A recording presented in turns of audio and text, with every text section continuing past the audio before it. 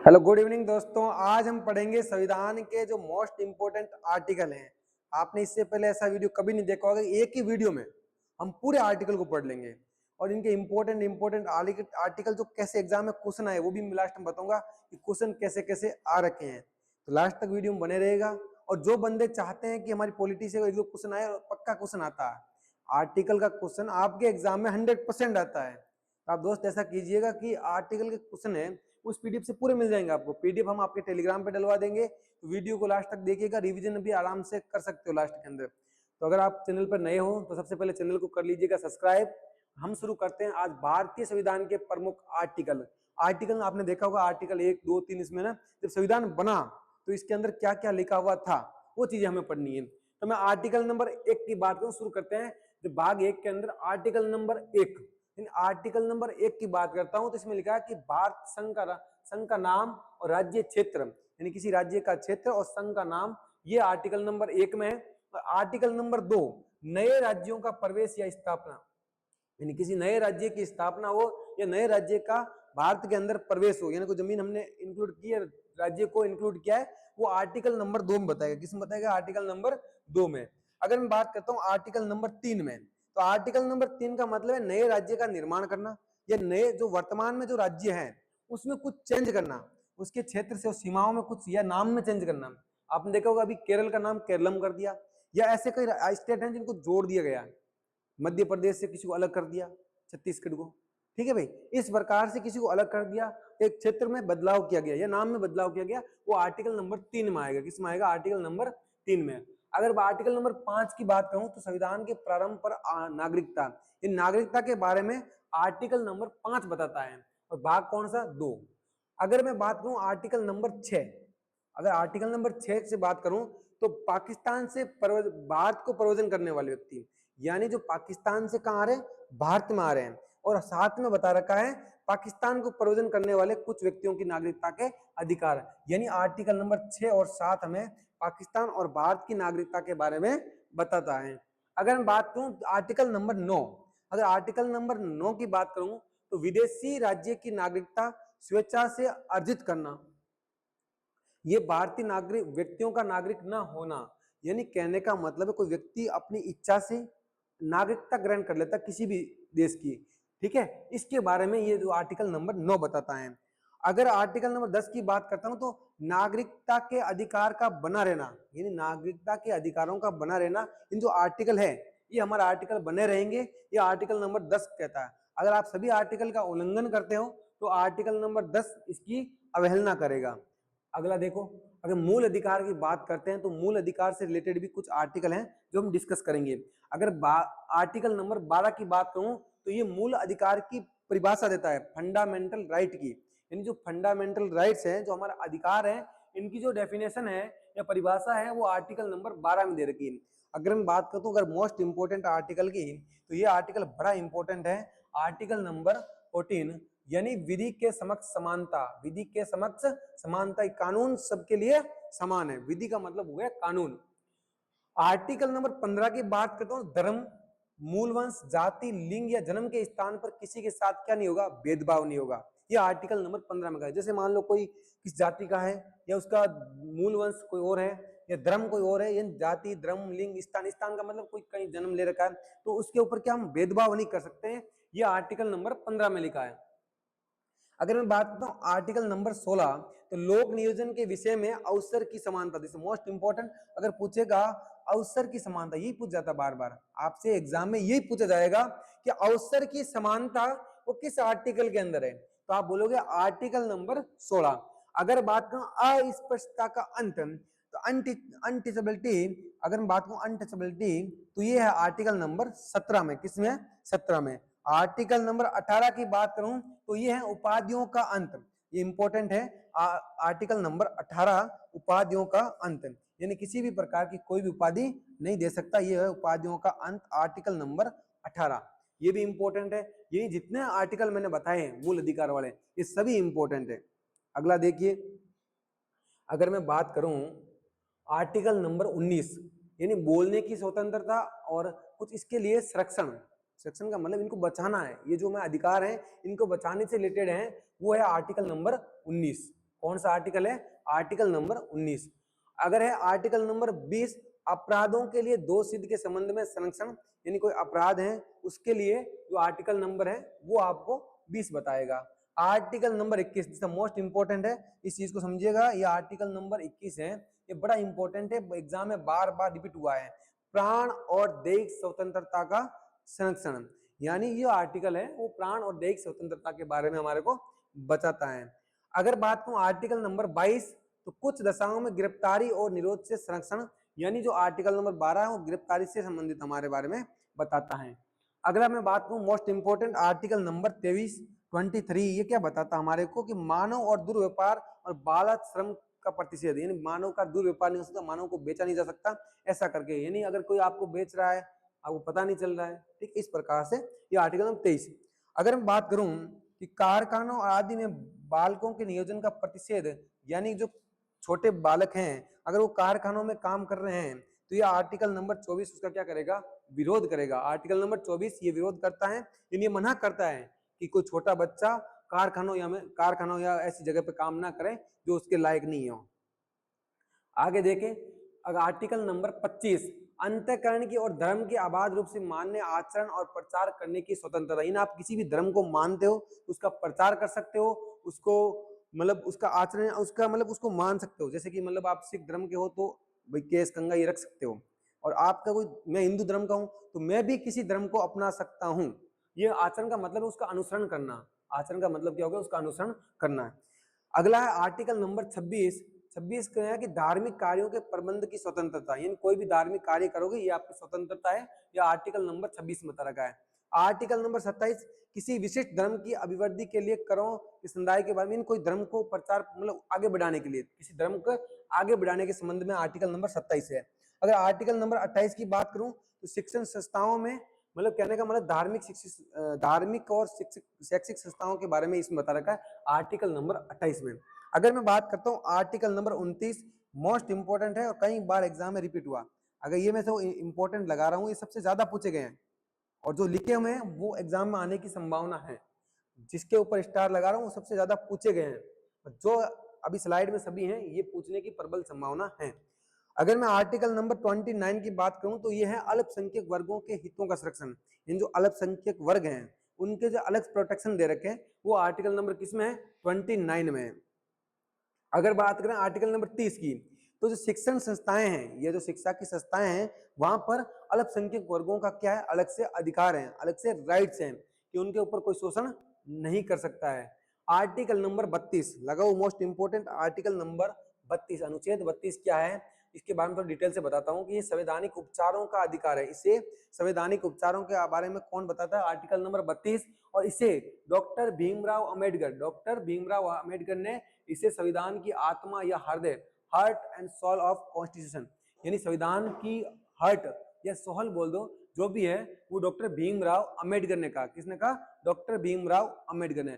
अगर मौलिक अधिकारों के उल्लंघन पर व्यक्ति सीधे सुप्रीम कोर्ट जा सकता है, ये आर्टिकल नंबर 32 में कहा गया। कहां बोला गया है? आर्टिकल नंबर 32 में ऐसा कहा गया है कि अगर आपके फंडामेंटल राइट्स पर उल्लंघन हो रहा है, यानी जो संविधान के जो अधिकार हैं, आपके संवैधानिक अधिकार हैं या मौलिक अधिकार हैं, इनके ऊपर उल्लंघन हो रहा है तो आप डायरेक्ट कहां जा सकते हो? सुप्रीम कोर्ट जा सकते हो। अगला देखिए आर्टिकल नंबर 36, ये क्या बताता है आपको? डीपीएसबी जो किसी राज्य के लिए होते हैं, डीपीएसबी, इनकी परिभाषा यानी इनकी डेफिनेशन कौन बताता है? आर्टिकल नंबर 36 यानी 36 बताएगा। अगर मैं बात करूं किसी राज्य की लोक कल्याण के लिए जो सामाजिक व्यवस्था बनाएगा, यानी जो राज्य हैं वो अपने लोक कल्याण के लिए सामाजिक व्यवस्था को बनाए रखेगा, ये आर्टिकल नंबर 38 में बता रखा है। एक्चुअल में जो डीपीएसबी होते हैं राज्य के नीति निर्देशक तत्व, यानी कहने का मतलब ये राज्य के लिए काम करेंगे। किसके लिए काम करेंगे? राज्य के लिए। अगर मैं बात करूं इनमें इंपॉर्टेंट, तो ये बोला 39A, ये बड़ा इंपॉर्टेंट आर्टिकल है, इसको समझिएगा कि समान न्याय और निशुल्क विधिक सहायता, इन सबको समान न्याय मिलना चाहिए और निशुल्क विधिक सहायता, विधिक से मतलब कानूनी सहायता है वो निशुल्क होनी चाहिए। क्या होनी चाहिए? निशुल्क होनी चाहिए। अगला है ग्राम पंचायतों का गठन, ग्राम पंचायतों का गठन आर्टिकल नंबर 40। अगला है आर्टिकल नंबर 41, इसमें बता रखा है कि कुछ दशाओं में काम, शिक्षा और लोक सहायता पाने का अधिकार, यानी आपको कहीं ना कहीं शिक्षा काम है, अगर जैसे मान लो बेरोजगार हो और सबको मिल रहा है तो आपका भी राइट है, वो भी आपको अधिकार मिलेगा। जैसे कि आपको काम, शिक्षा शिक्षा आपको भी मिलेगी, लोक सहायता आपको भी मिलेगी, ये भी आपका क्या है, अधिकार है। नागरिकों के लिए मोस्ट इंपोर्टेंट, नागरिकों के लिए समान सिविल संहिता, समान सिविल संहिता, इसे हम इंग्लिश में बोल सकते हैं uniform uniform civil code, uniform civil code, इसे यूसीसी बोलते हैं, यूसीसी। यानी नागरिकों के लिए समान सिविल संहिता है, वो आर्टिकल नंबर 44 में बताई गई है। और ऐसा इसका मतलब होता है गोद लेना, तलाक, विवाह, ये होता है समान सिविल संहिता। ये आर्टिकल नंबर 44 मोस्ट इंपोर्टेंट है, आर्टिकल नंबर 44। अगर मैं आर्टिकल नंबर 45 की बात करूं तो वो है बालकों के लिए निःशुल्क और अनिवार्य शिक्षा। यानी अगर बात करेंगे निःशुल्क और अनिवार्य शिक्षा की तो आर्टिकल नंबर 45 में बता रखा है। अगला है आर्टिकल नंबर 47, यानी ऐसा बता रखा है कि राज्य का एक कर्तव्य है कि जो कुपोषण का शिकार हो रहे हैं या हम कुपोषण से बचने के लिए अपने जो पोषण स्तर है उसको आगे बढ़ाने के, जीवन स्तर को ऊपर करने के लिए हम क्या करेंगे, जैसे मिड डे मील चल रहा है, इस प्रकार से हम क्या करेंगे, स्कूलों या बच्चों के लिए क्या स्वास्थ्य को सुधार के लिए काम करेंगे। कर्तव्य का मतलब हमारी ये ड्यूटी है और राज्य ये काम करेगा। नेक्स्ट है इंपॉर्टेंट है आर्टिकल नंबर 48, कृषि और पशुपालन का संगठन, यानी कृषि और पशुपालन संघ है, इनका क्या होना चाहिए, संगठन होना चाहिए। इससे भी इंपॉर्टेंट ये वाला आर्टिकल नंबर 48A, इसमें बता रखा पर्यावरण का संरक्षण और वनों और वन्य जीवों की क्या रक्षा, बहुत इंपॉर्टेंट है आर्टिकल नंबर 48A, इसमें बड़ा इंपॉर्टेंट है। यानी जो पर्यावरण है, इन्वायरमेंट का क्या होना चाहिए, संरक्षण होना चाहिए, और वन्य जीवों की क्या है, वन और वन्य जीवों की रक्षा।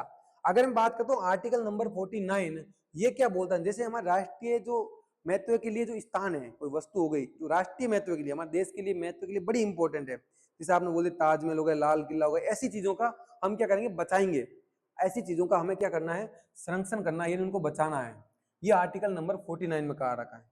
अगर मैं बात करूं आर्टिकल नंबर 50 की, बड़ा इंपॉर्टेंट है आर्टिकल नंबर 50 और आर्टिकल नंबर 51, सभी एग्जाम में आए हुए हैं, सभी जो मैंने रेड कर रखे हैं, और बड़ा इंपॉर्टेंट, फिर से पूछ जाने की संभावना। यह है कार्यपालिका से न्यायपालिका का अलग होना, इनमें डिफरेंस के बारे में कौन बता रहा है, आर्टिकल नंबर 50। अगर मैं बात करता हूं आर्टिकल नंबर 51, अंतरराष्ट्रीय शांति और सुरक्षा में बढ़ावा देना, अंतरराष्ट्रीय शांति और सुरक्षा के बारे में कौन सा बताता है, इंटरनेशनल पीस के बारे में आर्टिकल नंबर 51 बताता है। अगर मैं बात करूं most important article number 51A, अगर मैं बात करता हूं आर्टिकल नंबर 51A, ये आर्टिकल बाद में जोड़ा गया क्योंकि हम जो फंडामेंटल ड्यूटीज है, हमारी जो फंडामेंटल ड्यूटीज हैं, फंडामेंटल ड्यूटीज, अगर मैं फंडामेंटल ड्यूटीज की बात करता हूँ, मूल कर्तव्य, ये हमारे संविधान में पहले थे नहीं, इनको बाद में जोड़ा गया। और कौन से आर्टिकल में जोड़ा गया है, आर्टिकल नंबर 51A, ये मूल कर्तव्य के बारे में हमारे को बताते हैं, आर्टिकल नंबर 51A। ऐसे आपने कहीं पढ़ा होगा और एग्जाम में बार बार पूछा भी जाता है।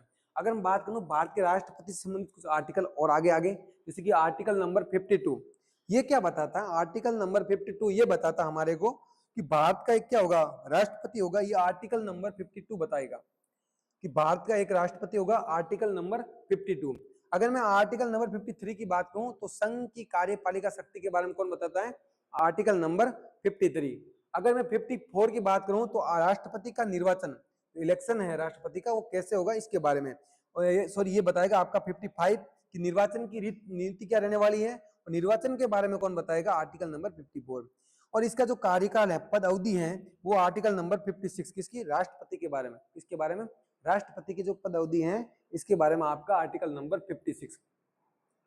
अगर कोई राष्ट्रपति पुनः निर्वाचन के लिए पात्रता चाहिए तो वो आपका आर्टिकल नंबर 57 में बता रखा क्या क्या इनकी पात्रता होनी चाहिए। और राष्ट्रपति के निर्वाचित होने के लिए क्या क्या योग्यता होनी चाहिए, ये आर्टिकल नंबर 58 बताता है। आर्टिकल नंबर 58 ये बताता है कि राष्ट्रपति को निर्वाचित होने के लिए उनके पास क्या क्या योग्यता होनी चाहिए। राष्ट्रपति पद के लिए शर्तें, राष्ट्रपति के पद के लिए जो शर्तें हैं वो आर्टिकल नंबर 59 में बता रखी है। अगर मैं आर्टिकल नंबर 60 की बात करूं, आर्टिकल नंबर 60 यानी 60 की बात करूं तो ये बताता है कि राष्ट्रपति के शपथ, तो राष्ट्रपति अगर मान लो इलेक्शन में जीत गया तो वो क्या लेगा, शपथ लेगा, क्या लेगा, शपथ और प्रतिज्ञान, ये दो चीजें ली जाएगी। मोस्ट इंपोर्टेंट, अगर राष्ट्रपति को हटाना है, किसको हटाना है, राष्ट्रपति को अगर हटाना है तो उसके ऊपर इम्पीचमेंट चलाया जाएगा, यानी महाभियोग, महाभियोग की प्रक्रिया वो आर्टिकल नंबर 61 में, राष्ट्रपति पर महाभियोग की प्रक्रिया वो है आपके आर्टिकल नंबर 61। बड़ा इंपॉर्टेंट है आर्टिकल नंबर 61। अगर मैं बात करूं कि 62 की, अगर मान लो राष्ट्रपति का पद खाली है और उस कंडीशन में निर्वाचन के समय के बीच में जो गैप है, जो निर्वाचन का बीच में जो गैप है, उस गैप का क्या क्या कंडीशन होती है, क्या नहीं होती है, वो आर्टिकल नंबर 62 बताएगा। अगर मैं बात करूं आर्टिकल नंबर 63, भारत का एक उपराष्ट्रपति होगा, वाइस प्रेसिडेंट ऑफ इंडिया, ये आर्टिकल नंबर 63 बताएगा आपको। अगर एक मोस्ट इंपोर्टेंट इस बात को समझिए, इस लाइन से बहुत क्वेश्चन आ रखे हैं, ये आर्टिकल भी है और यहाँ से बहुत क्वेश्चन आ गए। जैसे कि भारत जो संविधान है, राज्यसभा का पदेन सभापति कौन होता है, ऐसा क्वेश्चन आएगा, राज्यसभा का पदेन सभापति कौन होता है, तो उसमें क्वेश्चन होगा, आंसर होगा उपराष्ट्रपति। या ऐसा किस आर्टिकल में कहा गया कि उपराष्ट्रपति राज्यसभा का पदेन सभापति होगा, वो आर्टिकल नंबर 64 में बता रखा है। आर्टिकल नंबर 64 में ऐसा कहा गया है कि जो उपराष्ट्रपति है वो राज्यसभा का क्या होगा, पदेन सभापति होगा। अगला है 65, आर्टिकल नंबर 65, अगर मान लो राष्ट्रपति भी खाली हो गया पद और उसके उपरांत उपराष्ट्रपति क्या करेगा, उसके पद को संभालेगा, इसके पद को संभालने का काम करेगा, ये आर्टिकल नंबर 65 बता रखा है।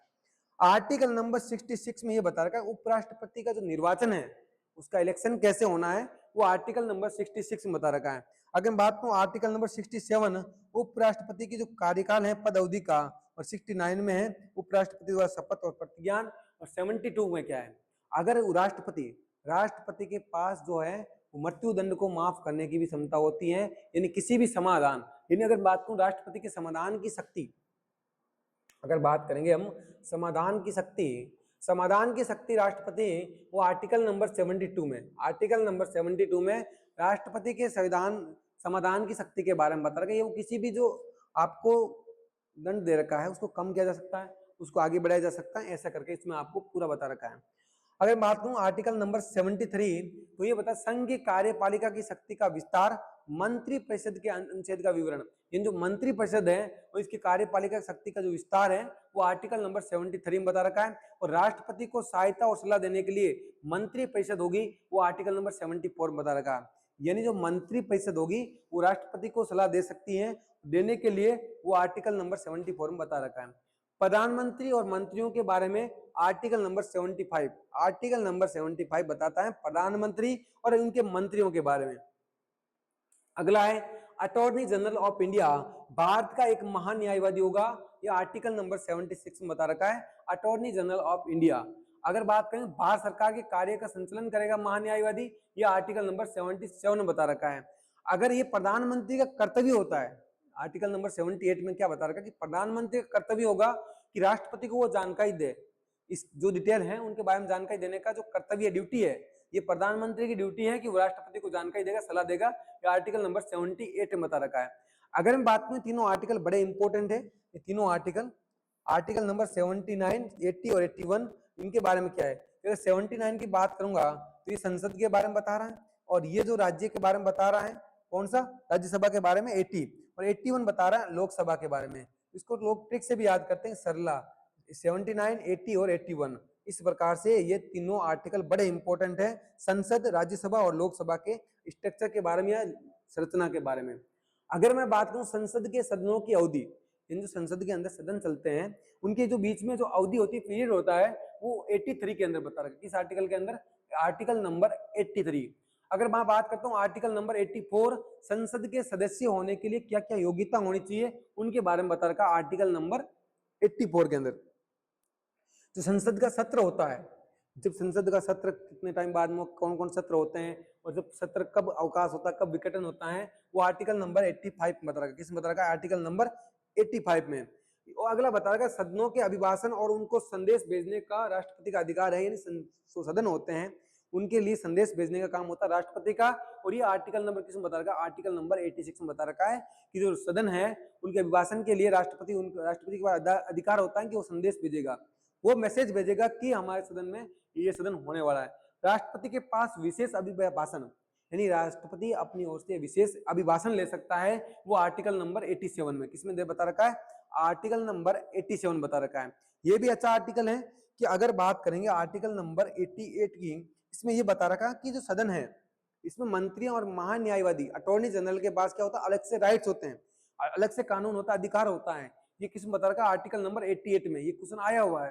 अच्छा क्वेश्चन है, ध्यान रखिएगा।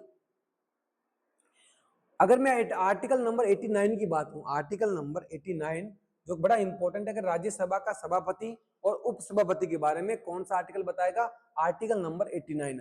अगर मैं बात करूं आर्टिकल नंबर 93, वो लोकसभा का अध्यक्ष और लोकसभा का उपाध्यक्ष के बारे में बताएगा।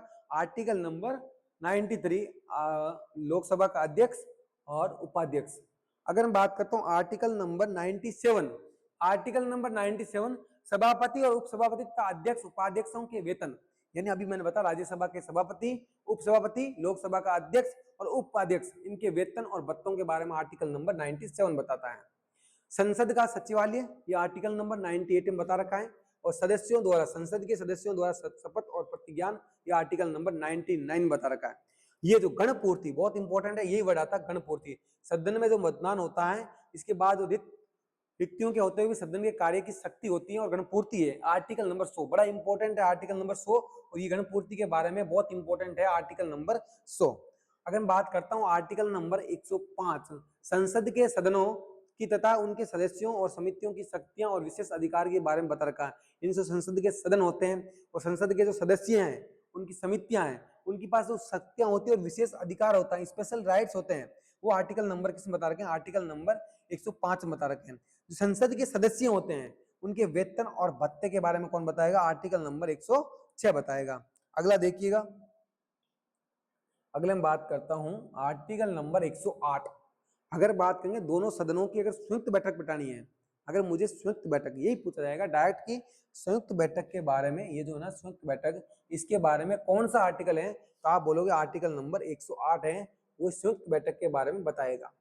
अगर मैं बात करूं धन विधेयक की परिभाषा, बड़ा इंपॉर्टेंट है, धन विधेयक की परिभाषा, वो आर्टिकल नंबर 110 बड़ा इंपॉर्टेंट है, धन विधेयक की परिभाषा, डेफिनेशन ऑफ धन विधेयक, तो ये हो गया आर्टिकल नंबर 110 में। और विधेयकों पर अनुमति, इन जो आप कोई विधेयक पास करते हो और सदन, दोनों सदन उसमें अनुमति देता है, वो आर्टिकल नंबर 111 में बता रखा है। अगर मैं बात करता हूं मोस्ट इंपोर्टेंट, हमारे संविधान में बजट के बारे में कहीं बात नहीं की गई, लेकिन एक चीज के बारे में जरूर बात की गई है, वो है वार्षिक वित्तीय विवरण। किसके बारे में, वार्षिक वित्तीय विवरण के बारे में बात की गई है, और वो किस आर्टिकल के अंदर है, आर्टिकल नंबर 112, जो किसके बारे में बताता है, हमें वार्षिक वित्तीय विवरण के बारे में बताता है। अगला है संसद में, मतलब जो है कि संसद के बारे में जो प्राकलन है, इसके संबंध में जो प्रक्रिया है, वो आर्टिकल नंबर 113 में बताई। किस में बता रखी है, आर्टिकल नंबर 113 में बता रखी है। अगर मैं बात करूं विनियोग विधेयक, अगर विनियोग विधेयक की बात करूं तो आर्टिकल नंबर 114 के अंदर बता रखा है। अगला है प्रक्रिया के नियम, यानी कोई सदन विधेयक होता पास होता, इसकी प्रक्रिया है, वो प्रक्रिया का जो नियम है वो आर्टिकल नंबर 118 में बता रखा है। अगर बात करूं संसद में वित्तीय कार्य संबंधी प्रक्रिया का विधि द्वारा विनियमन, ये आर्टिकल नंबर 119 में बता रखा है। और आर्टिकल नंबर 120 बहुत इंपॉर्टेंट है, आर्टिकल नंबर 120 संसद में प्रयोग की जाने वाली भाषा, यानी संसद के अंदर कौन सी भाषा होगी, ठीक है, किस भाषा में बात करनी चाहिए, वो आर्टिकल में बता रखा है। किसमें, आर्टिकल नंबर 120 में। अगला देखिए, संसद के विश्रांति काल में अध्यादेश राष्ट्रपति की शक्ति, यानी राष्ट्रपति अध्यादेश जारी कर सकता है। राष्ट्रपति अध्यादेश जारी करने की जो शक्ति है वो आर्टिकल नंबर 123 में, किसमें, आर्टिकल नंबर 123 में 1, 2, 3 के अंदर क्या बता रखा है, अध्यादेश की शक्ति वो किसकी होती है, राष्ट्रपति की होती है। अगला है उच्चतम न्यायालय, सुप्रीम कोर्ट की स्थापना, सुप्रीम कोर्ट की स्थापना और उसके गठन से संबंधित वो है आर्टिकल नंबर 124।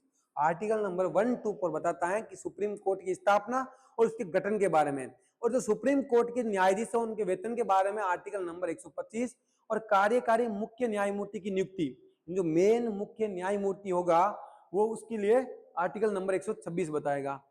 अब जैसे मान लो कोई भी बैठक हुई, उसमें जो सेवानिवृत्त न्यायाधीश हैं उनकी उपस्थिति के बारे में आर्टिकल नंबर 128 बताएगा कि जो अभी मतलब मान लो कि उच्चतम न्यायालय यानी सुप्रीम कोर्ट में कोई बैठक है और बैठक में जो पुराने रिटायर्ड हो रखे हैं जो न्यायाधीश, उनकी उपस्थिति के बारे में आर्टिकल नंबर 128 बताएगा। दिस मोस्ट इंपॉर्टेंट क्वेश्चन, समझिएगा मेरे दोस्त, ये बहुत आर्टिकल इंपॉर्टेंट लाइन से क्वेश्चन आ जाता है, इसके लाइन से ही क्वेश्चन आ रहा है कि जो है उच्चतम न्यायालय का अभिलेख न्यायालय होना, उच्चतम न्यायालय का अभिलेख न्यायालय होना, आर्टिकल नंबर 129 मोस्ट इंपॉर्टेंट है। उच्चतम न्यायालय का, सुप्रीम कोर्ट का अभिलेख न्यायालय होना आर्टिकल नंबर 129 129 के अंदर है। अगला देखिए दोस्त, आर्टिकल नंबर 134 दंडिक विषयों में उच्चतम न्यायालय की अपील अधिकारिकता, यानी भाई जैसे मान दंडिक विषय है उसमें सुप्रीम कोर्ट है वो अपील कर सकता है, ये उसके पास क्या है, अधिकार है। और अपील के लिए उच्चतम न्यायालय की विशेष इजाजत भी होती है, यह आर्टिकल नंबर 136 में बता रखा है। निर्णय या आदेशों का उच्चतम न्यायालय द्वारा पुनर्अवलोकन, यानी कोई भी आपने निर्णय लिया या कोई आदेश दिया है उसके ऊपर वो पुनः चर्चा कर सकता है या पुनः अवलोकन कर सकता है सुप्रीम कोर्ट, ये आर्टिकल नंबर 137 में बता रखा है। अगला देखिए, उच्चतम न्यायालय से परामर्श करने की राष्ट्रपति की शक्ति, यानी जो राष्ट्रपति है वो सुप्रीम कोर्ट से क्या ले सकता है, सलाह ले सकता है। ये सुप्रीम कोर्ट राष्ट्रपति को सलाह दे सकता है, ये राष्ट्रपति के पास शक्ति होती है। आर्टिकल नंबर 143 में इस शक्ति के बारे में बताया गया है। सिविल और न्यायिक प्राधिकारियों द्वारा उच्चतम न्यायालय, यानी उच्चतम न्यायालय के अंदर जो ये सिविल होते हैं, न्यायिक होते हैं, इनके बारे में जो बात की गई वो आर्टिकल नंबर 144 में, लेकिन इतना इंपॉर्टेंट नहीं है। ये बात बहुत इंपॉर्टेंट है, ये बड़ी इंपॉर्टेंट है, राष्ट्रपति और उच्चतम न्यायालय के बीच में जो संबंध है उसके बारे में है। अगला है न्यायालय के नियम, सुप्रीम कोर्ट के जो नियम है वो आर्टिकल नंबर 145 के अंदर बता रखे हैं, जो सुप्रीम कोर्ट के आपके नियम है। मोस्ट इंपोर्टेंट देखिए कि भारत का नियंत्रक एवं महालेखा परीक्षक, ये किस में बता रखा है, आर्टिकल नंबर 148 के अंदर इसका जिक्र किया गया है, भारत का नियंत्रक और महालेखा परीक्षक के बारे में। नियंत्रक एवं महालेखा परीक्षक के कर्तव्य और शक्ति की बात की जाएगी, वो आर्टिकल नंबर 149 में है। अगर मैं 149 की बात करूं तो जो ये महानियंत्रक और महालेखा परीक्षक हैं, इसके कर्तव्य, ड्यूटीज और इसकी पावर क्या है, वो आपको 149 बता रखा है। संघ के और राज्यों के लेखाओं का प्रारूप, यानी इनका जितना भी स्टेटमेंट है वो आपका आर्टिकल नंबर 150 में बता रखा है।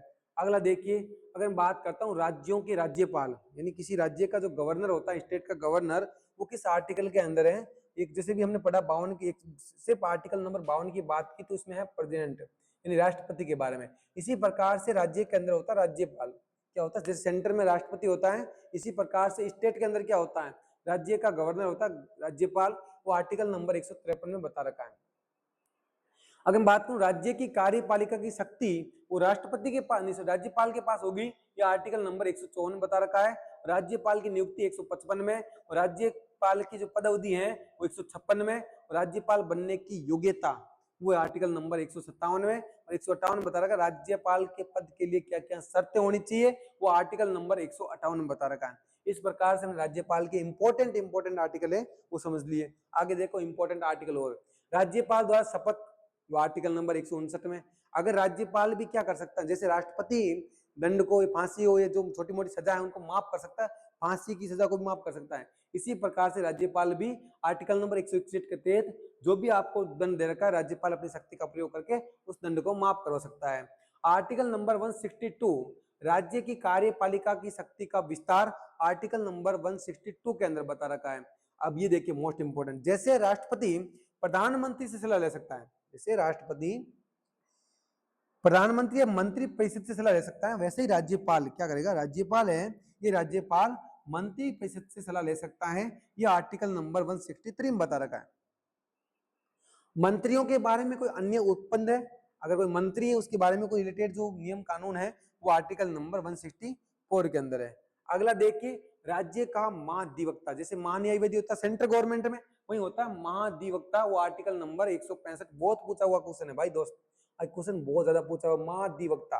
अगला देखिए दोस्त, अगला है आपके पास राज्य की सरकार का कार्य और संचालन, जैसे सेंट्रल गवर्नमेंट जो कार्य संचालन होता है, वैसे ही अगर स्टेट गवर्नमेंट की बात की जाए उसके कार्य और संचालन के बारे में आर्टिकल नंबर 166 बताएगा। और ये देखिए मोस्ट इंपोर्टेंट, जैसे सेंट्रल गवर्नमेंट के अंदर आप बात करोगे कि राष्ट्रपति है, उसको सलाह कौन दे रहा था, ये दे रहा था पीएम यानी प्रधानमंत्री, ये इसकी ड्यूटी है, क्या है, ड्यूटी है। उसी प्रकार से मैं अगर स्टेट गवर्नमेंट की बात करूं, अगर मैं स्टेट गवर्नमेंट की बात करूं तो ये गवर्नर है, और इस गवर्नर को सलाह कौन देगा, सीएम, और ये किसकी ड्यूटी है, ये सीएम की ड्यूटी है कि राज्यपाल को वो सलाह दे। अगला देखिए, अगला है राज्य के विधानमंडल का गठन, राज्य के विधानमंडल के गठन से रिलेटेड कौन है, article number 168, article number 169 Vidhan Parishad का सर्जन, आर्टिकल नंबर 170 विधानसभाओं की संरचना, विधान परिषद की संरचना के रिलेटेड है 171। ये तीनों आर्टिकल बड़े इंपॉर्टेंट है दोस्तों। अगला राज्य के विधान मंडलों की अवधि आर्टिकल नंबर 172 और विधान मंडल के सदस्य के लिए क्या क्या योग्यता होनी चाहिए वो आर्टिकल नंबर 173 बताएगा। जैसे संसद थी, वह संसद के जो सत्र होते थे, वैसे ही राज्य के अंदर क्या होता है, विधान मंडल। क्या होता है, विधान मंडल। यहाँ क्या, वहां क्या थी, संसद, और राज्य के अंदर क्या हो गई, विधान मंडल। इनके भी सत्र और विघटन के बारे में आर्टिकल नंबर 174 बताता है। अब देखो भाई, अब जैसे वहां राष्ट्रपति भेजता था मैसेज, जो भाई विधान मंडल है तो वह मैसेज कौन भेजता था, वह भेजता राष्ट्रपति। यहाँ संदेश भेजने का काम कौन करेगा, राज्यपाल। यानी जैसे सेंट्रल गवर्नमेंट में जो प्रमुख होता है वो राष्ट्रपति होता है, तो स्टेट गवर्नमेंट में काम कौन करेगा, राज्यपाल। और ये अधिकार इसको आर्टिकल नंबर 175 के तहत मिला है। बहुत इंपॉर्टेंट आर्टिकल है, आगे देखिए दोस्त। राज्यपाल का विशेष अभिभाषण, जैसे राष्ट्रपति का भी विशेष अभिभाषण था, वही आपको राज्यपाल का भी विशेष अभिभाषण होता है, वो आर्टिकल नंबर 176 के तहत है। सदनों में मंत्रियों और महाधिवक्ता के जो अधिकार है, जैसे महान्यायवादी और मंत्रियों की थी, यहाँ भी मंत्रियों और महाधिवक्ता की होती है, वो आर्टिकल नंबर 177। एक चीज को समझिएगा, अगर वहां जैसे स्टेट गवर्नमेंट के अंदर महान्यायवादी होता है, सेंट्रल गवर्नमेंट के अंदर अगर महान्यायवादी हैं, तो स्टेट गवर्नमेंट के अंदर महाधिवक्ता होता है, महाधिवक्ता। ये चीज याद करनी है आपको। अगर सेंट्रल गवर्नमेंट के अंदर महान्यायवादी हैं तो स्टेट के अंदर महाधिवक्ता। इसी प्रकार से अगर सेंट्रल गवर्नमेंट के अंदर राष्ट्रपति है, कौन है, राष्ट्रपति है, तो स्टेट गवर्नमेंट के अंदर कौन होगा, राज्यपाल। कौन होगा, राज्यपाल। और राज्यपाल को सलाह देने का काम करता है सीएम, और राष्ट्रपति को सलाह देने का काम करता है मंत्री और पीएम। और यहाँ भी मंत्री और सीएम। ये तो डिफरेंस पता होना चाहिए आपको। अगर आप छोटी मोटी तैयारी कर रहे हो तो भी आपको बेसिक नॉलेज पता होना चाहिए, आपको बेसिक पता होना चाहिए। जैसे भी सेंट्रल गवर्नमेंट में माफी कौन कर सकता है, समाधान कौन कर सकता है, वो कर सकता है राष्ट्रपति। तो स्टेट गवर्नमेंट के अंदर कौन करेगा, राज्यपाल। यहाँ जो बैठक बुलाने का काम करता है राष्ट्रपति, तो यहाँ बुलाएगा राज्यपाल। ये सेम चीजें आपको याद रखनी है।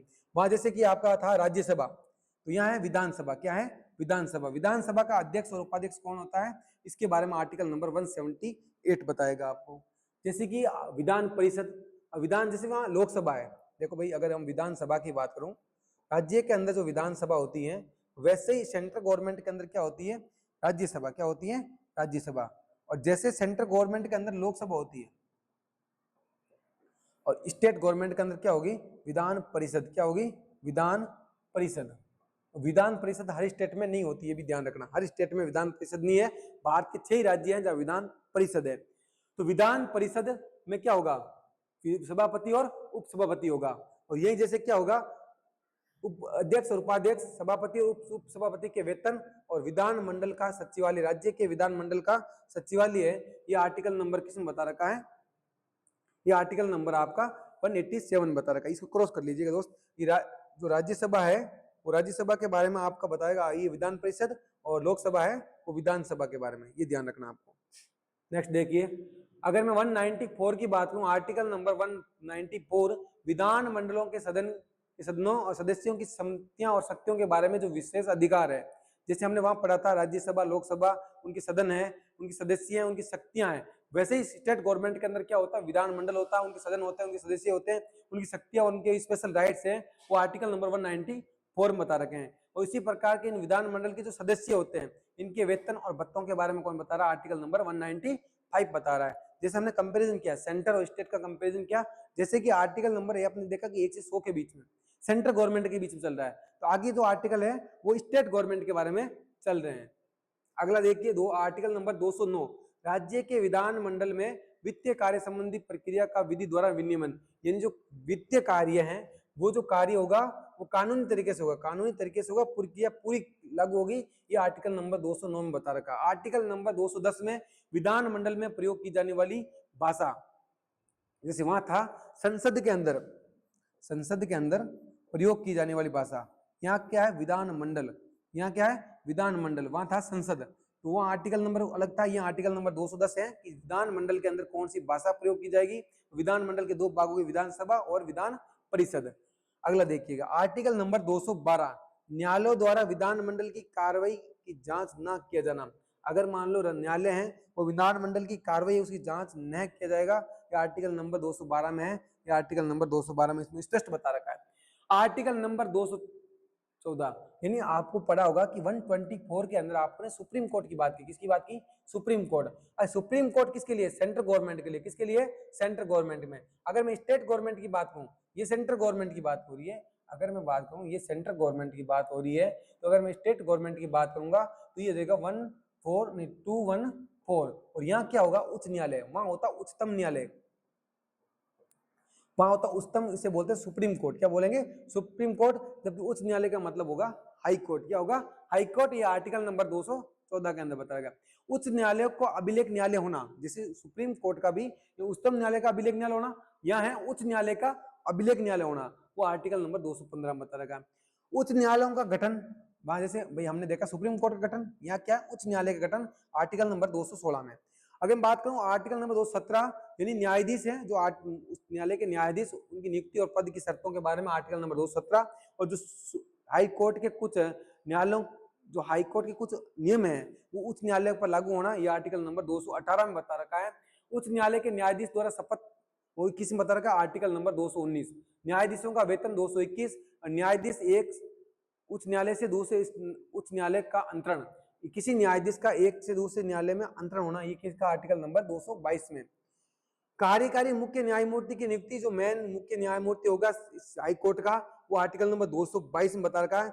उच्च न्यायालयों की अधिकारिकता, यानी जो अधिकारिकता कानून क्षेत्र, वो जो इसमें बता रखा है आर्टिकल नंबर 225 में बता रखा है। उच्च न्यायालय के पास रिट निकालने की जो शक्ति होती है वो आर्टिकल नंबर 226 के अंदर होती है। किसमें होती है? आर्टिकल नंबर 226 के तहत हाई कोर्ट है, वो रिट निकालने की शक्ति अपने पास रखता है। कुछ मामलों का उच्च न्यायालय का अंतरण, यानी कुछ मामले में क्या होता है कि उच्च न्यायालय एक दूसरे से मतलब मिल जाते हैं। उच्च न्यायालय एक दूसरे से, जैसे Allahabad high court Mumbai high court के साथ मिल गया, आर्टिकल नंबर 228 में कहा गया है।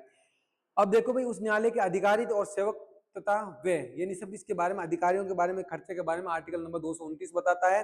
जो संघ और राज्य क्षेत्रों में इनका विस्तार कैसे कैसे, उच्च न्यायालय हाई कोर्ट है, किस राज्य कौन सा हाई कोर्ट है, कितना क्षेत्र है इनका, कितना विस्तार है, आर्टिकल नंबर 230 में। अगला लगा दीजिए most important article number 231। Article number 231 बड़ा इंपॉर्टेंट है कि दो या दो से अधिक राज्यों के लिए एक ही हाई कोर्ट हो सकता है। दो या दो से अधिक राज्यों के लिए एक ही हाई कोर्ट हो सकता है। जैसे मैंने बोल दिया पंजाब और हरियाणा दो राज्य हैं और उनका हाई कोर्ट कहाँ पे? आप बोलोगे सर चंडीगढ़ में। कहाँ है? चंडीगढ़ में। तो ये आपका इसका एग्जाम्पल भी है। ऐसे कई एग्जाम्पल है जो इसके आपको देखने को मिलेंगे। जैसे पंजाब और हरियाणा का एक ही हाई कोर्ट है, वो है चंडीगढ़। यानी आर्टिकल नंबर 231 ये बताता है कि दो या दो से अधिक राज्यों के लिए एक हाई कोर्ट हो सकता है। अगला है जिला न्यायाधीशों की नियुक्ति, आर्टिकल नंबर 233 अधीनस्थ न्यायालयों पर नियंत्रण। अगर मैं बात करूं अधीनस्थ न्यायालय, उनके ऊपर कंट्रोल होता है। क्या होता है? कंट्रोल। और ये आर्टिकल नंबर 235 के अंदर बता रखा है। किसमें बता रखा है? आर्टिकल नंबर 235 में बता रखा है। अगला देखिए दोस्त, आर्टिकल नंबर 239 डबल ए, बहुत इंपॉर्टेंट है, मैं बता देता हूं फिर से। आर्टिकल नंबर 239 डबल ए, ये दिल्ली के संबंध में विशेष उपबंध रखता है, विशेष कानून है दिल्ली के लिए। वो आर्टिकल नंबर 239 इंपॉर्टेंट लगा लीजिए, एग्जाम में पूछे जाने वाला है। अगर मैं बात करूं 239 ए बी, अगर मान लो संवैधानिक तंत्र विफल हो जाने की दशा में, अगर मान लो संविधान विफल हो गया, उस कंडीशन में भी दिल्ली के लिए विशेष उपबंध है। इस कंडीशन में भी, क्योंकि दिल्ली हमारी क्या है? राजधानी है। क्या है? राजधानी है, कैपिटल ऑफ इंडिया। संघ राज्यों क्षेत्रों के लिए उच्च न्यायालय, अगर मैं बात करूं संघ और राज्य के उच्च न्यायालय हाई कोर्ट की बात की जा रही है, वो होगा आर्टिकल नंबर 241 के अंदर। इंपॉर्टेंट देख लीजिए। अगला मोस्ट इंपॉर्टेंट, अगर बात करूं पंचायती राज से संबंधित या पंचायत से रिलेटेड जो अनुच्छेद हैं, वो आगे देखिए, इसमें बता रखे हैं आपको कि अगर आप बात करता हूं पंचायत की परिभाषा से, तो आर्टिकल नंबर 243। अगर मैं 43 ए की बात करूं तो ग्राम सभा, और बी की बात करूं तो पंचायतों का गठन, और अगर बात करूं सी की तो पंचायतों का संरचना, तो गठन हो गया, संरचना हो गई। और इन पे बात डी का मतलब हो गया सीटों पर आरक्षण, और डी की बात होगी पंचायतों की अवधि और आदि जो रिलेटेड जो चीजें हम बता रखे हैं, कितनी अवधि रहेगी, क्या है क्या नहीं है वो। यानी पंचायतों से रिलेटेड जो मैंने उनसे बताया है कि परिभाषा किसमें है, ग्राम सभा के बारे में किसमें बता रखा, पंचायतों का गठन हो गया, पंचायतों की संरचना हो गई, सीटों का आरक्षण हो गया, ये इसमें बता रखा है। नेक्स्ट देखिए 245, आर्टिकल नंबर 245 क्या बताता है? संसद द्वारा राज्यों के विधानमंडलों द्वारा बनाई गई विधियों का क्या है? विस्तार। वो किसमें बता रखा है? Article number 245। किसमें बता रखा है? Article number 245। अगला है आर्टिकल नंबर 246, संसद द्वारा और राज्य के विधानमंडलों द्वारा बनाई गई विधियां और विषय वस्तु। इन संसद हो गए और राज्य का जो विधानमंडल है, अगर कोई विधि बनाता है उसे विषय विषयक वस्तु होती है, पहले मतलब फॉर्मेशन होता है, वो आर्टिकल नंबर 246 में ऐसा बता रखा है। अगर मैं बात करूं आर्टिकल नंबर 247, कुछ अतिरिक्त न्यायालयों की स्थापना उपबंध करने की संसद के पास क्या होती है, शक्ति होती है, ये आर्टिकल नंबर 247 में बता रखा। अगर मैं बात करूं आर्टिकल नंबर 249, राज्य सूची में विषय के संबंध में राष्ट्रीय हित में विधि बनाने की संसद की क्या होती है, शक्ति होती है। राज्य सूची राज्यों के हित में और राष्ट्र के हित में। अब मैं बता रहा हूं कि राज्य सूची है तो राष्ट्रपति चाहेगा कि उस राज्य में अगर राष्ट्र के हित में कोई काम करना है तो वो आर्टिकल नंबर कौन सा है, 249। 249 के तहत किसी राज्य के अंदर राष्ट्रपति राष्ट्र हित के लिए काम कर सकता है। अगला आर्टिकल नंबर 256, इसमें बताया राज्यों की और संघ की बाध्यता, राज्यों की और एक दूसरे में संघ की क्या होगी, बाध्यता होगी। आर्टिकल नंबर 256 बता रखा है। अगर बात करूं आर्टिकल नंबर 257, कुछ दशाओं में राज्यों पर संघ का नियंत्रण, ऐसी कई कंडीशन आ जाती है। जब मान लो कि एक स्टेट है, ये मान लो कोई स्टेट हो गया, कोई भी स्टेट हो गया, इस स्टेट के अंदर अपना जो विफल मतलब जो सिस्टम था वो विफल हो गया, उस कंडीशन में क्या होगा कि जो सेंट्रल गवर्नमेंट है इसके ऊपर अधीन कर लेगी, कंट्रोल करेगी। भाई आपसे ये चीजें नहीं समझी जा रही है तो सेंट्रल गवर्नमेंट है इसके ऊपर क्या करेगा, कंट्रोल करेगा और इसको संभालेगा। यानी जो ये कुछ भाई मान लो कि राज्यों में क्या होता है कि कई राज्यों पर संघ का नियंत्रण हो जाता है, इन संघ उसके ऊपर क्या करता है, कंट्रोल करता है। जब ये चीजें चलनी शुरू बंद हो जाती है, जैसे मणिपुर हो गया, मणिपुर अगर मान लो कि वहां दंगा ज्यादा फैल गया तो वहां राष्ट्रपति शासन लग गया। क्या लग गया, राष्ट्रपति। राष्ट्रपति शासन लगने का मतलब है कि जो यहाँ के सीएम और गवर्नर हैं उनके हाथ में कुछ नहीं है, सीएम और गवर्नर है वो कुछ नहीं है। अब कंट्रोल किसका हो गया, संघ का, यानी सेंट्रल गवर्नमेंट का इसके ऊपर क्या हो गया, कंट्रोल हो गया। आर्टिकल नंबर 261, सार्वजनिक कार्य अभिलेख और न्यायिक कार्यवाही, यानी मान लो सार्वजनिक कोई कार्य है उसके लिए मतलब अभिलेख हो गया या कोई न्यायिक कार्यवाही होगी, इसके बारे में कौन बताएगा, आर्टिकल नंबर 261 बताएगा। अगर मैं बात करूं जैसे आर्टिकल नंबर 262, अंतरराज्यीय नदियां, नदी दोनों के जल संबंधी विवाद, जैसे मान लो कोई नदी है वो दो राज्यों से बह रही है, कितने राज्य से बह रही है, दो राज्य से। अब मान लो कि जैसे कि कावेरी नदी होगी, कावेरी नदी, कावेरी जल विवाद भी बोलते हैं इसे, कावेरी नदी, ये कावेरी जल विवाद अभी दो स्टेट में बहती है। अब दो स्टेट में बहती है तो क्या होता है कि ये जो लोग हैं ये अपने बांध बना के इस नदी को रोक लेते हैं, पानी को रोक लेते हैं, अपने फसल खेती करते हैं, तो आगे वाला राज्य क्या हो जाता है, इसमें नाराज हो जाएगा, विवाद हो जाता है। तो ये किसमें है, आर्टिकल नंबर 262 में ऐसा बता रखा है कि अंतरराज्यीय, इन दो राज्यों के बीच में नदी और जल संबंधी कोई मान लो विवाद होता है, इसके बारे में बता रखा, न्याय और निर्णय के बारे में आर्टिकल नंबर 262 बता रखा। अगर बात करूं तो आर्टिकल नंबर 263 अंतरराज्यीय परिस्थिति के संबंध में कौन सा बताता है, आर्टिकल नंबर 63 बताता है। आर्टिकल नंबर 63 यानी अंतरराज्यीय, दो राज्यों के बीच में कॉम्बिनेशन। संघ या राज्यों द्वारा अपने राजस्व के लिए किया जाने वाला व्यय, अपने राजस्व यानी अपनी जो चीजें बढ़ाने के लिए, राज्य कोई अपनी चीज को बढ़ाने के लिए अगर कोई खर्च करता है वो आर्टिकल नंबर 282। अगर मैं बात करता हूँ आर्टिकल नंबर 283 संचित निधि, यानी मान लो कोई काल पड़ गया, ये कुछ भी हो गया, संचित निधि का मतलब जो हम बचा के रखी है या कुछ इमरजेंसी में जो काम आने वाली निधियां हैं, ये किसमें बता रखा, आर्टिकल नंबर 283 में। और इसमें बोला कि इसकी अभिरक्षा करनी है, हमें इन चीजों को बचा के रखना है, मान लो कभी ऐसी कंडीशन आ जाए तो हम इन चीजों को बचा के रखना जरूरी है। आगे देखिए आर्टिकल नंबर 292 भारत सरकार द्वारा उधार लेना, इन सेंट्रल गवर्नमेंट कहीं से भी उधार लेती है, जैसे मान लो वर्ल्ड बैंक से ले लिया, ठीक है, इंटरनेशनल मॉनेटरी फंड यानी आईएमएफ से ले लिया हमने कोई उधार, तो वो आर्टिकल नंबर 292 बताया कि भारत सरकार भी क्या लेती है, उधार लेती है। अगर मान लो राज्य लेता उधार, राज्य ने क्या लिया, उधार लिया, वो आर्टिकल नंबर 293 बताएगा। यानी अगर सेंट्रल गवर्नमेंट उधार लेगी तो आर्टिकल नंबर 292, स्टेट गवर्नमेंट उधार लेगी तो आर्टिकल नंबर 293 बता रखा है। व्यापार आदि करने की शक्ति में, व्यापार करने की शक्ति है, मान लो कोई बंदा व्यापार करना चाहेगा, किसी भी राज्य में जाके व्यापार कर सकता है, वो आर्टिकल नंबर 298 में बता रखा है। और 299 ये बता रखा है कि संविधाएं होती है उनके बारे में, और वाद और कार्रवाई के बारे में किसने बता रखा, आर्टिकल नंबर 300 में। अगला देखिए मोस्ट इंपोर्टेंट आर्टिकल आने वाला भी, देखिए ये वाला।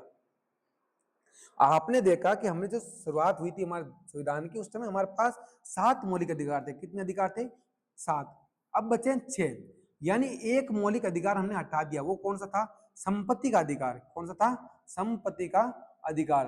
और इस अधिकार को यहां से हटाकर हमने आर्टिकल नंबर 300 ए में लेके आए, 300 ए बोलो या 300 के बोलो, यानी जो हमने अधिकार हटाया था उस अधिकार को हमने कहां लेकर 300 ए में।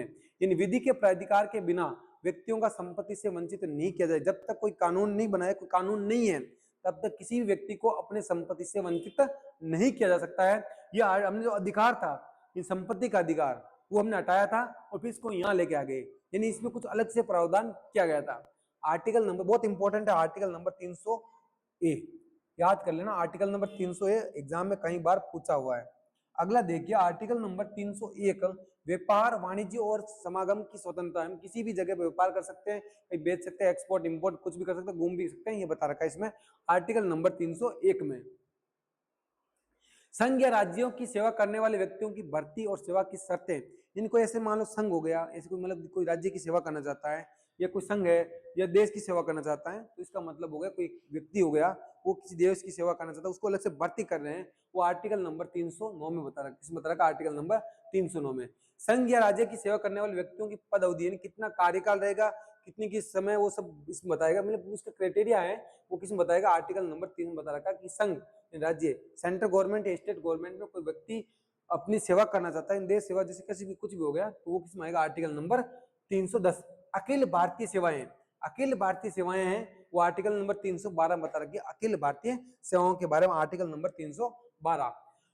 संक्रमणकालीन उपबंध, यानी जैसे मान लो कोई ऐसी बीमारी फैल गई, ऐसी कुछ कुछ हो गया, उस कंडीशन में जो उपबंध बता रखे हैं वो आर्टिकल नंबर 313 में बता रखे हैं।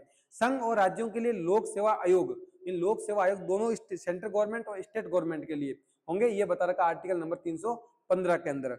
यानी लोक सेवा आयोग के किसी सदस्य को हटाया जाना या निलंबित किया जाना, अगर मान लो लोक सेवा आयोग के अंदर कोई बंदा है, उसको हटाना है, सदस्य को हटाना है, उसको निलंबित करना है, आर्टिकल नंबर 317 में बता रखा है। आर्टिकल नंबर 320, लोक सेवा आयोग के कर्तव्य कार्य क्या है, कर्तव्य क्या है, उनकी ड्यूटी क्या है, वो आर्टिकल नंबर 320 में बता रखा है।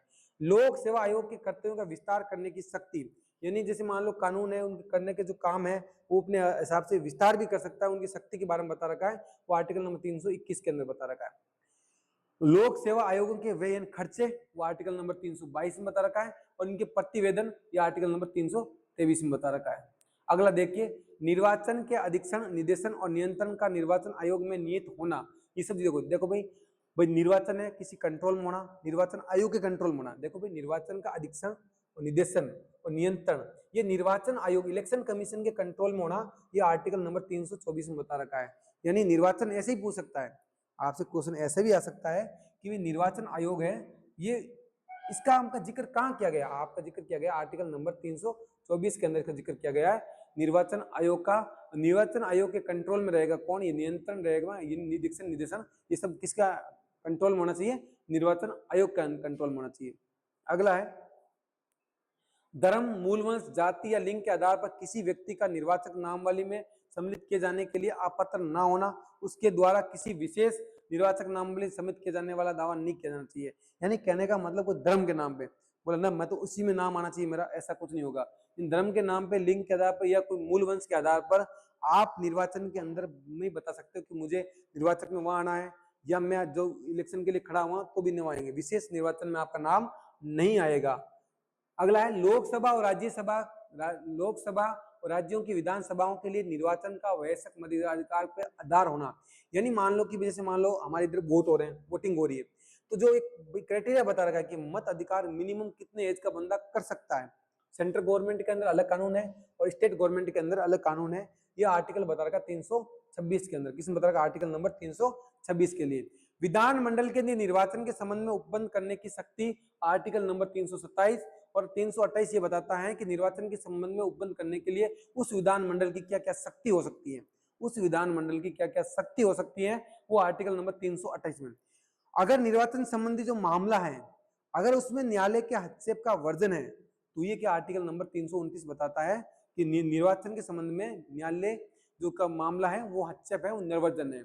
अगला है मोस्ट इंपोर्टेंट, लगा लीजिएगा कि लोकसभा में अनुसूचित जाति यानी एससी और अनुसूचित जनजाति यानी एसटी के लिए स्थानों का आरक्षण, यानी लोकसभा में एससी और एसटी के आरक्षण के बारे में आर्टिकल नंबर 330 बताता है। आर्टिकल नंबर 330 एससी और एसटी के बारे में बताता है, कहां पे? लोकसभा के बारे में। लोकसभा में आंग्लो भारतीय समुदाय का प्रतिनिधित्व है, यह आर्टिकल नंबर 331 बताएगा। लोकसभा के अंदर जो आंग्ल भारतीय समुदाय होता है उनके प्रतिनिधित्व के बारे में आर्टिकल नंबर 331। अगर मैं बात करूं आर्टिकल नंबर 332, राज्य की विधानसभाओं में अनुसूचित जाति और जनजातियों के लिए स्थानों का आरक्षण, यानी राज्य की जो विधानसभा होती है, राज्य की जो विधानसभा होगी उसमें एससी और एसटी के लिए जो आरक्षण है वो किसमें, आर्टिकल नंबर 332 के अंदर है। अगर मैं आर्टिकल नंबर 333 की बात करूं तो यह है विधानसभाओं में आंग्ल भारतीय समुदाय का प्रतिनिधित्व है। अगर बात करूं इस आर्टिकल नंबर 334 में, यानी कहने का मतलब 60 वर्ष के पश्चात ना रहना, यानी जैसे मान लो कोई आरक्षण है या कोई विशेष प्रतिनिधित्व है, उसका 60 वर्ष के पश्चात ना रहना, वो आर्टिकल नंबर 334 के अंदर बता रखा है। अगली बात करें सेवाओं और पद के लिए एससी और एसटी के दावे, यानी जो किसी भी सेवा है कोई पद के लिए एससी और एसटी अपना दावा कर सकता है, आर्टिकल नंबर 335 में बता रखा है। यानी कहने का मतलब कुछ सेवाओं में आंग्ल भारतीय समुदाय के लिए विशेष जो उपबंध है वो किस में बता रखे हैं, आर्टिकल नंबर 336 के अंदर बता रखे हैं। अगर मैं बात करूं कि आर्टिकल नंबर 337 आंग्ल भारतीय समुदाय के भारतीय के लिए शैक्षिक अनुदान के लिए विशेष अनुबंध है, वो किस में बता रखे हैं, वो बता रखे हैं आर्टिकल नंबर 337 में बता रखा है। किस में बता रखा है, आर्टिकल नंबर 337 में।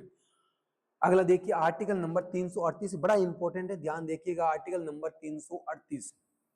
अगर मैं बात करता हूं कि राष्ट्रीय अनुसूचित जाति आयोग यानी एससी कमीशन है, अगर मैं बात करूं एससी कमीशन की, एससी का जो कमीशन है इस कमीशन के बारे में आर्टिकल नंबर 338 बताता है।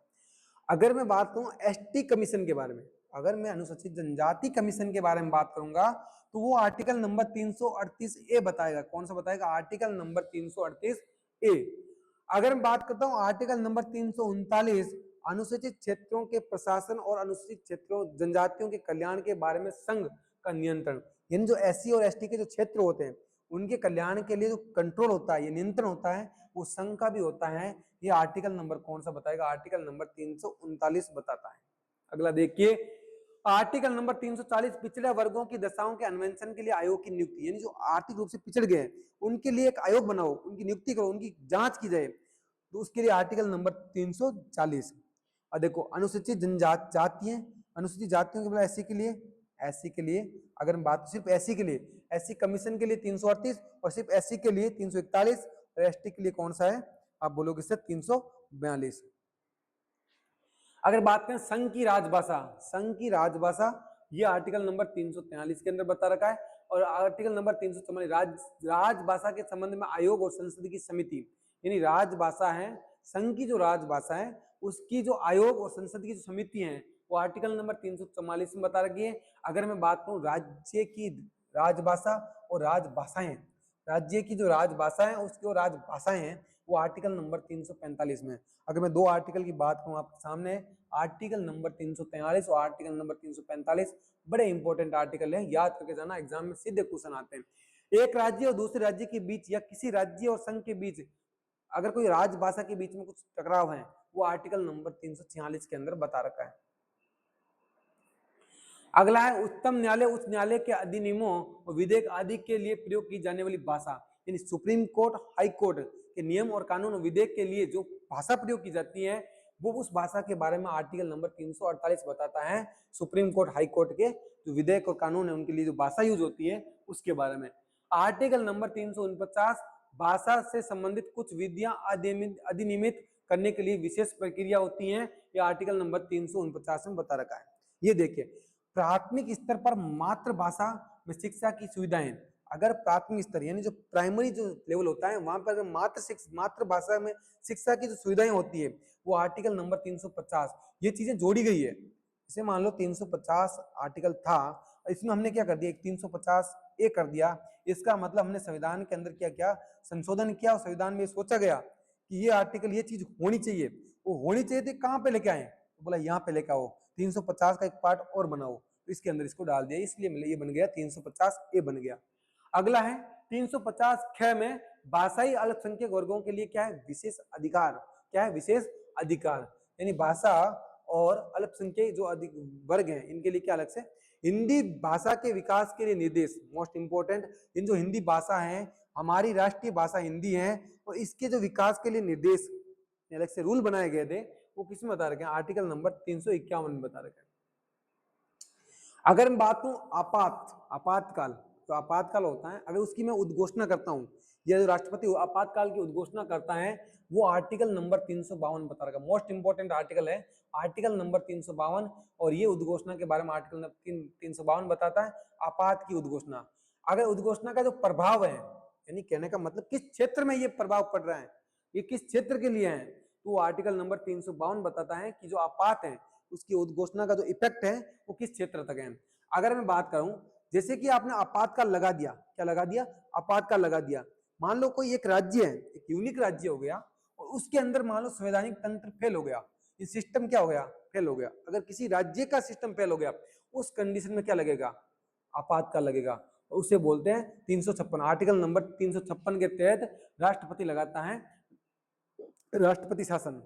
ठीक है, अगला देखिए आर्टिकल नंबर 358 के आपात के दौरान, जो आपने आपात लगाया 356 के तहत किसी राज्य के अंदर, और आपात के दौरान अनुच्छेद 19 के उपबंध का निलंबन, यानी आर्टिकल नंबर 19 है, उसमें हमें कुछ कानून दिए गए अलग से, हमारे लिए कुछ अलग से, मतलब हमें स्वतंत्रता है, वो स्वतंत्रता क्या हो जाएगी, खत्म हो जाएगी। क्या हो जाएगी, खत्म हो जाएगी। जैसे ही आपने आपातकाल लगाया, आपने आपातकाल लगाया, वो आपातकाल के दौरान जो आपने जो स्वतंत्रता थी, आपका जो अधिकार थे, वो अधिकार क्या हो जाएंगे, खत्म हो जाएंगे। क्या हो जाएंगे, खत्म। मान लो कि आपातकाल लगा दिया, आपने बोला मैं बोलने की स्वतंत्रता में बोलूंगा, बोलूंगा कैसे भाई, अगर आपको भी आपातकाल हो गया तो आपको घरों के अंदर रहने, बोला नहीं मैं घूमने की स्वतंत्रता में घूमूंगा, उस कंडीशन में जो ये आपके अधिकार हैं, जो आपको स्वतंत्रता दे रखी है, वो क्या हो जाएगी, खत्म हो जाएगी। क्या हो जाएगी, खत्म हो जाएगी। कहने का मतलब जब भी आपातकाल होता है तो आर्टिकल 19 कहते हैं जो आपको उपबंध दे रखे हैं वो क्या हो जाएंगे, खत्म हो जाएंगे।